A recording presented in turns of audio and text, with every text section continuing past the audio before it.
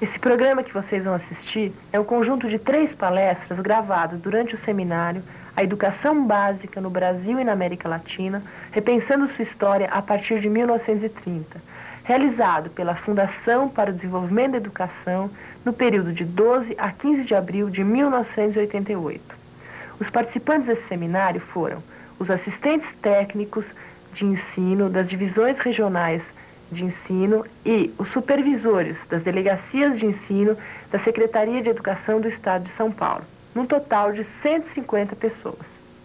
Este vídeo integra o Programa de Desenvolvimento e Serviço de Recursos Humanos para o Primeiro Grau, subsidiando a Política de Formação de Recursos Humanos da Secretaria do Estado da Educação. Nesse sentido, os participantes do seminário têm a função de multiplicadores da discussão dos conteúdos junto a diretores e professores das suas regiões, utilizando este vídeo como instrumento de trabalho.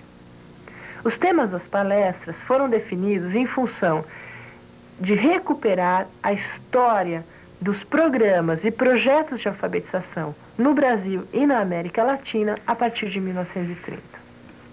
Com o objetivo de situar a prática do professor e dos especialistas de ensino numa dimensão social mais ampla e na perspectiva de identificar possibilidades e alternativas de superação no trabalho com a alfabetização a partir da incorporação da crítica histórica às práticas de sala de aula, é que se escolheram esses palestristas. Essas 3 palestras que vocês vão assistir foram escolhidas entre um total de 8, por serem as mais significativas para o desenvolvimento deste programa. Quem vai proferir a primeira palestra é o professor Evaldo Amaro Vieira, doutor em Ciência Política e professor livre-docente na USP, Unicamp e PUC de São Paulo. A segunda palestra é do professor Dr.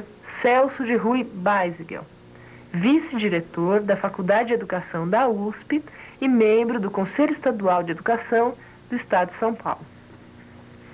A terceira e última palestra é um conjunto de questões levantados em relação às 2 primeiras palestras pela professora Marília Espósito, da Faculdade de Educação da USP. Espero que o material deste vídeo, somado às questões levantadas pela publicação Ideias número 1, possa servir-lhes para desenvolver um bom trabalho de reflexão a respeito de sua sala de aula. Obrigada.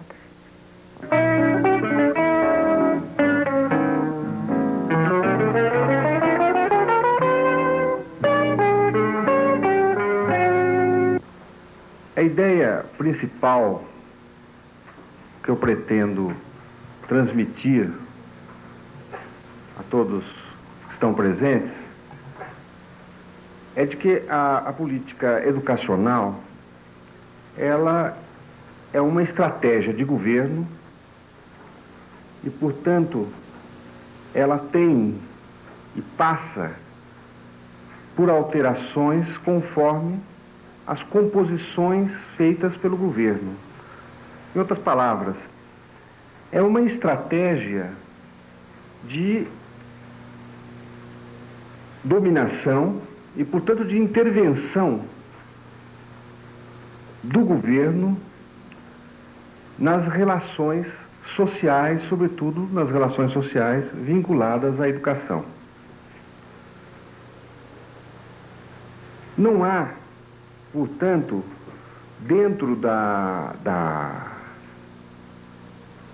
política educacional, uma estabilidade que se possa prever, já que a política educacional, ela oscila segundo as pressões das forças sociais sobre o governo. não apenas sobre o Estado, mas sobre tudo o governo, aquele que dá a direção aos órgãos do Estado. Por outro lado, a política educacional, ela, como estratégia governamental, flutuante, mutável a cada momento, segundo os interesses da classe dirigente, ela está vinculada a um quadro maior que nós chamamos de política social. Outros chamam de políticas públicas, outros chamam de políticas governamentais. Eu, pessoalmente, não gosto da denominação de políticas públicas, porque cria uma dicotomia entre público e privado, né? Por outro lado, política governamental me parece uma redundância, porque qual política que não se vincula de alguma maneira, né, ao próprio Estado? Então, eu tenho usado muito a política social como o conjunto de estratégias envolvendo educação, saúde pública, habitação popular, previdência social, condições de trabalho, lazer. E essa política social, em verdade, ela aparece juntamente com a política econômica, que também é uma estratégia governamental vinculada àquelas relações mais diretamente voltadas para a produção. Quer dizer, não há uma distinção clara entre o que é política econômica e o que é política social. Normalmente, uma e outra formam um bloco, política econômica e política social. Nós apenas fazemos essa separação do social envolvendo habitação, educação, saúde pública, assistência social, lazer, previdência, por uma questão meramente didática. Porque o que em sendo econômico não é social? E o que não sendo social não é econômico? Então, um dos preceitos fundamentais é entender que a política, a chamada política educacional, ela é um momento dessa política social. E, portanto, ela tem vinculações não só com a área da habitação, saúde, previdência, etc., como tem com a política econômica implantada por um determinado governo. E sofre as flutuações desse governo. Às vezes eu encontro pessoas me dizendo assim: pô, mas o governo muda a toda hora as diretrizes da educação, da saúde. Muda porque a classe dirigente, quer dizer, aquela classe que está exercendo o poder, tem que se recompor para continuar mantendo o poder. Então ela muda tudo. Uma hora ela diz uma coisa, outra hora ela diz outra. Né? Embora não seja uma característica nossa de mudar muito. Normalmente muda no discurso, mas na prática é quase a mesma coisa permanentemente. É como se diz, né? De tanto mudar fica do mesmo jeito. A importância disso é verificar, por exemplo, que quando se fala em política social, política econômica, política educacional, política habitacional, política fiscal, política administrativa, não tem o sentido estrito da palavra política. Porque o sentido da palavra política mesmo quer dizer estudo do poder político e de sua influência. Quer dizer, o sentido aí é de estratégia.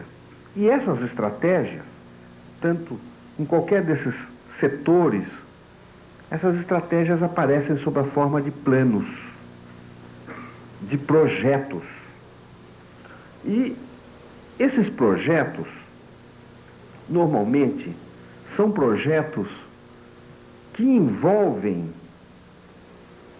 uma certa sistematização dessas diretrizes que compõem a estratégia. Então, é o que se chama normalmente de planejamento de governo. Pode ser um planejamento de governo nacional, a nível nacional, ou a nível estadual. É terrível ler esses planos. Eu, por exemplo, os tenho todos e um dia pretendo doar a uma universidade para algum sofredor lê-los como eu li. Estão até anotados. Por quê? Porque dá a ideia de que um plano é copiado do outro. Eles têm pontos absolutamente semelhantes. A impressão que se tem, às vezes, é que a pessoa já cansada pega a máquina e começa a bater o que já estava no anterior. Tamanha a repetição com que as medidas aparecem. Por exemplo, vou citar o caso da alfabetização. Eu uma vez pesquisei e tenho todos os planos brasileiros a nível nacional. Não tem nenhum plano que não diga que é premente alfabetizar e que vai haver uma campanha para erradicar esta chaga. O termo é deles lá, chaga, né? E o termo erradicar, quer dizer, arrancar pela raiz, né? Do mesmo modo que na área da saúde, embora nós tenhamos endemias ainda do tipo bolba, sarampo, etc., qualquer plano de governo, a nível geral, ele diz que vai eliminar as endemias, vai acabar com qualquer forma, através do quê? De campanhas. Então, o espírito é sempre campanhista. Do mesmo modo que aparece na educação a campanha para a eliminação do analfabetismo, aparece na área da saúde sempre uma campanha. E é interessante notar que as campanhas variam segundo os estoques das empresas e das indústrias farmacêuticas.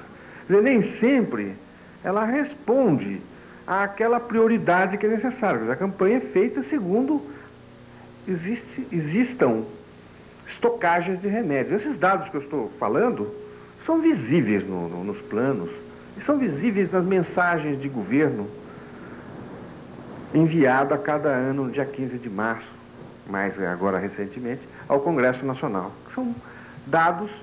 Então, a nível da educação, no momento em que o governo estabelece essa estratégia a nível da educação, assim como a nível da saúde, etc., etc., o governo traça diretrizes. E essas diretrizes são encaminhadas para os chamados técnicos. E os técnicos, eles vão dar uma formalização, né, a essas diretrizes de governo. Esta formalização, normalmente, representa o que nós chamamos de planejamento, que normalmente não é planejamento, é muito mais uma profissão de fé em algumas diretrizes, mas que o pessoal chama de planejamento. E colocam-se, então, as diretrizes. Porém, o planejamento, como ele é feito, ele não compõe apenas as diretrizes governamentais, isto é, essa estratégia. Compõe coisa a mais, quer dizer, nesse bolo vai muito mais ingrediente. Por exemplo, os interesses dos próprios técnicos. Porque não existe burocracia que faça plano contra ela mesma. Então, quando se examina um plano, não só se está se examinando um plano ou um programa de governo na área de educação, saúde, etc., não está se examinando apenas aquilo que foi ditado pelo grupo dirigente, pela classe dirigente, mas também aquilo que a tecnoburocracia entende como fundamental para manter.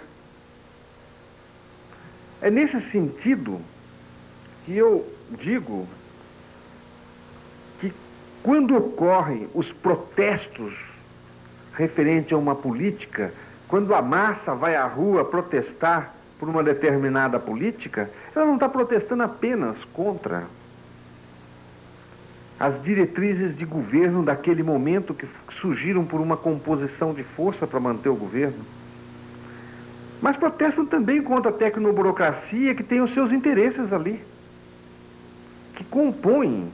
Então eu digo até numa passagem, os protestos normalmente tocam as pretensões da classe dirigente, quer dizer, o pessoal, e também da tecnoburocracia, convertendo-se ou não em conquistas sociais, quando consegue, segundo as condições do processo histórico.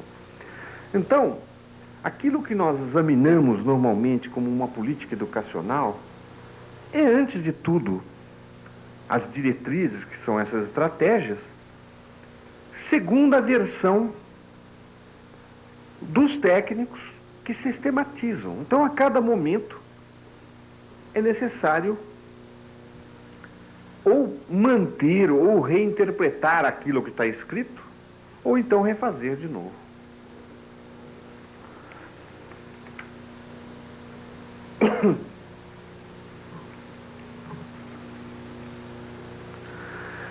Portanto, se a política social, se a política econômica, ela não é homogênea, a política educacional também não é homogênea. Ela traz enormes contradições no momento em que ela junta interesses que são os mais diversos dentro de um governo. Ao mesmo momento em que ela diz que vai erradicar, né, a chaga do analfabetismo, ela investe x menos 1 nessa área e x elevado à terceira potência em outra área.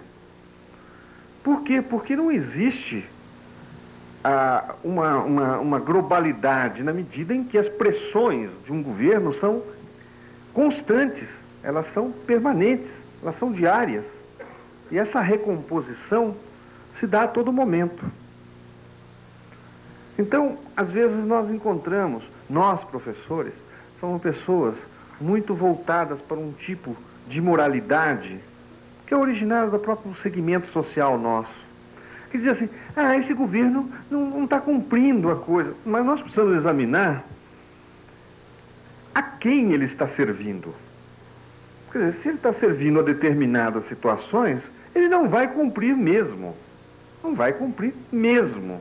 Quer dizer, é uma verdade, é um dado que se vê evidente, ele é límpido, que ele não cumpre. É só examinar, assim, a quem serve esse tipo de colocação. Na hora que se localiza essa diretriz, a quem serve, não precisa fazer a crítica moralista, fulano não serve, porque, na verdade, as coisas giram em torno da manutenção do governo. E, claro, dos interesses da tecnoburocracia.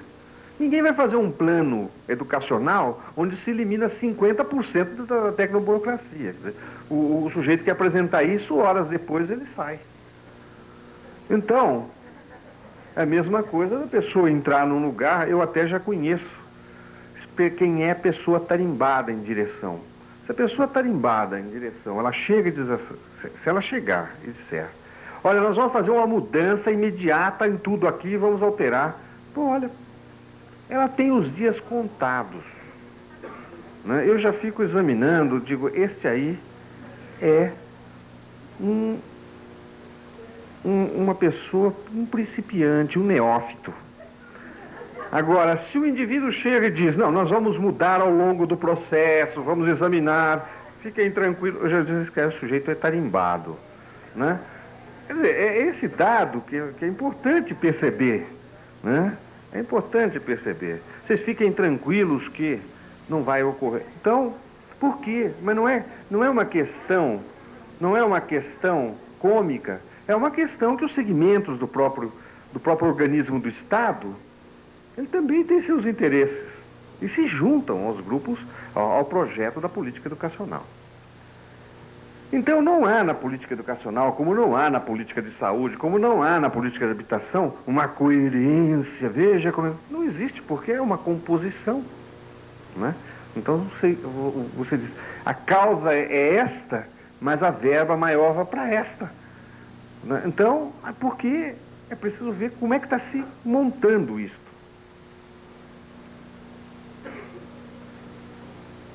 Há situações até que aparecem nos planos, e nos planos educacionais aparecem muito, de objetivos irrealizáveis, metas irrealizáveis, né? Então nós vamos alfabetizar e vamos elevar a população até o 2º grau nos próximos 3 anos. Então, examinando. Por quê? Porque está ali. Serviu como uma legitimação do governo num determinado momento. Mas só examinar quem serve não vai ser executado. O que é importante notar são as regularidades dos planos, quer dizer, aquilo que aparece permanentemente. Por exemplo, campanha para erradicar a o analfabetismo. Criar escolas técnicas. Não existe discurso de educador desde a Constituinte de 1823 que não fale que vai criar escolas técnicas.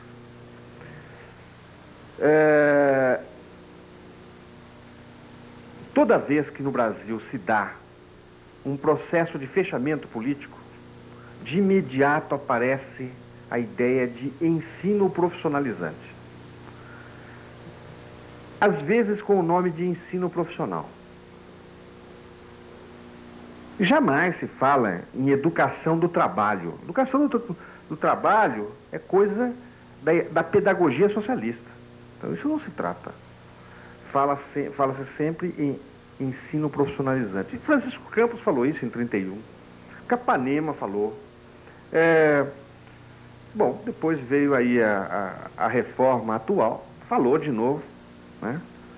Então, é uma regularidade na política educacional. Um dado interessante, outro dia até discutia com alguns alunos meus. No Brasil, toda vez que se dá crescimento econômico, a área social, sobretudo a educação, é arrasada. As verbas não são correspondentes ao crescimento econômico. Por exemplo, o governo Juscelino Kubitschek, houve um grande crescimento econômico brasileiro, indiscutivelmente. Mas aumentou o número de professores leigos. O número de analfabetos também aumentou. O número de escolas primárias também diminuiu. Há uma certa regularidade, hein? É curioso, no sentido intelectual da palavra, notar que, em momentos de crescimento no Brasil, crescimento econômico, as áreas sociais, sobretudo a educação, não acompanham os investimentos, antes pelo contrário, sofrem impactos. Nos momentos de crise econômica, normalmente as áreas de educação, saúde, aumentam o seu potencial de conquistas, no sentido de maior número de professores e tal. Eu não tenho muito claro por que se dá essa regularidade, mas que ela aparece, aparece.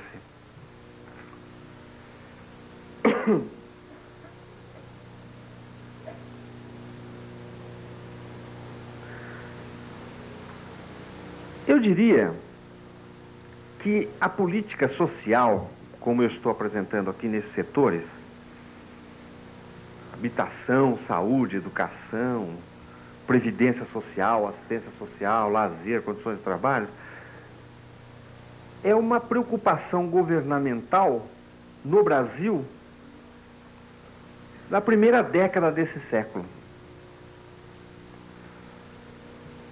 É por volta de 1909 que aparece a primeira preocupação com as condições de trabalho da mulher e da criança. Isso por um motivo. Nas fábricas paulistas e cariocas, o número de crianças e de mulheres trabalhando aumentava significativamente. Alguns até colocam que o início da política social brasileira se dá em 1923, com a chamada Lei Eloy Chaves, que cria as caixas de aposentadoria e pensão dos ferroviários. Ao contrário de todos esses setores, como habitação que surge em 40 e pouco, com a fundação da Casa Popular, a educação é um setor da política social que sempre foi preocupação da classe dirigente no Brasil. Sempre foi. Se nós formos examinar os debates da Constituinte de 23, existe lá uma proposta de alfabetizar a população, que foi rejeitada da maneira mais absoluta possível. Quem examina a documentação de 1823, Constituinte que foi fechada para depois ser feita a Carta Outorgada de 1824, já é uma opção clara por uma educação de elite. Quer dizer, se preocupação com saúde, com habitação, com as pessoas, é coisa do século XX no Brasil, a educação sempre foi uma preocupação desde o surgimento do Estado Nacional brasileiro.